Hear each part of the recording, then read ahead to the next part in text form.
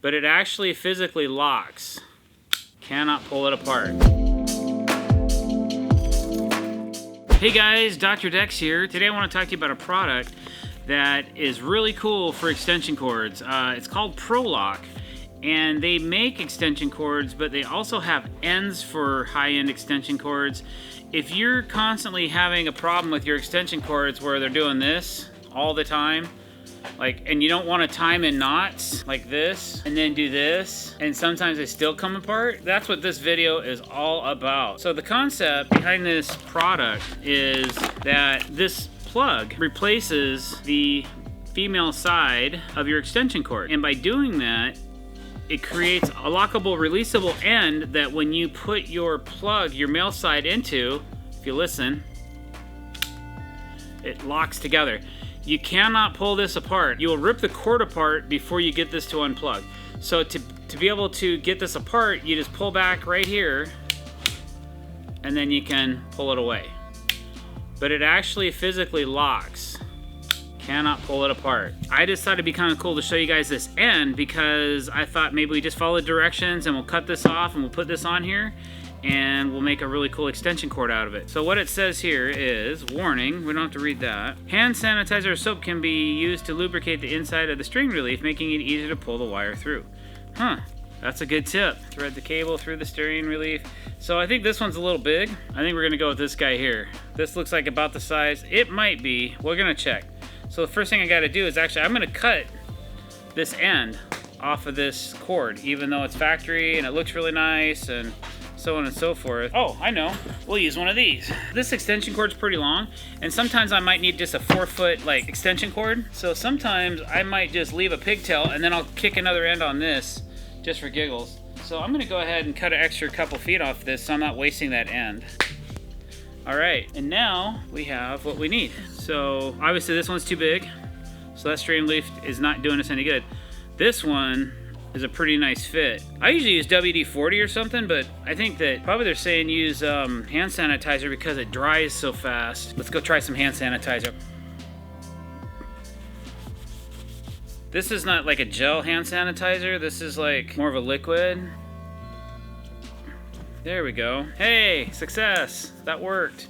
Tactical keychains, you guys. They make some really cool stuff. You can find them on Instagram. Okay. Okay, and it says the strip it says 1.38 inches, so I'd say an 1.25 inches off of each wire. So let's just do that. And then I always kind of twist my wires when I'm doing stuff like this, and I try to twist them the same way they're wound. So usually that's if you're looking at it this way, you twist clockwise. That's what I do.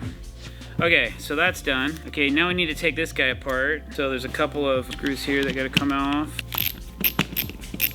Okay, this cover plate should come off now. Come on, baby. There we go. Okay, so there's some heavy duty connections in here. You can see here's the ground, and then the white screw is usually the white wire, and then the copper colored screw is usually the black. But let's see what it says on here. Okay, so white wire. It says loosen this like so. Take your white wire. There's like a wider area for the wire to come into, and wrap it around this guy. Tighten that back up. Give it a nice snugness to it.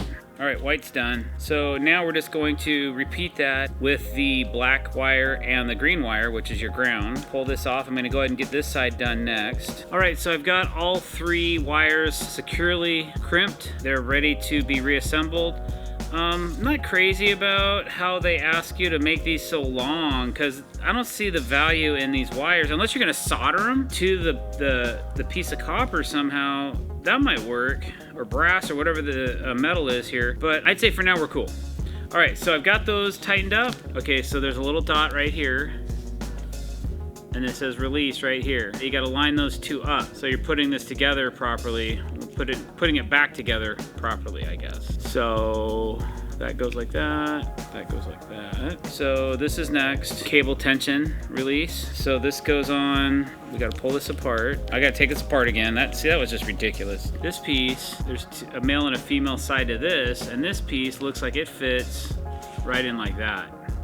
This clamps down on your cable, extension cord, so if you're pulling on it, it's not pulling on the wires, it's actually pulling on the cord instead. So that's kind of an important step. Okay, so we got that in, this is going back, and then this fits over that, and then that's where these screws come in. Nice and snug. Okay, good. And now all I have to do is take the other half and match that up right here. Okay, and that feels really good. Sometimes I'll kind of twist it around a little bit and make sure everything feels good before I put these last 2 screws in, and it's mating up very nice. We'll go ahead and drop these last 2 screws in here. There we go. All right, and we're done. You've got your male end here. Let's just say this is your tool end or whatever of your tool, and this side is your female end, and you plugged into the wall. Now every time you plug your tool in, it locks together.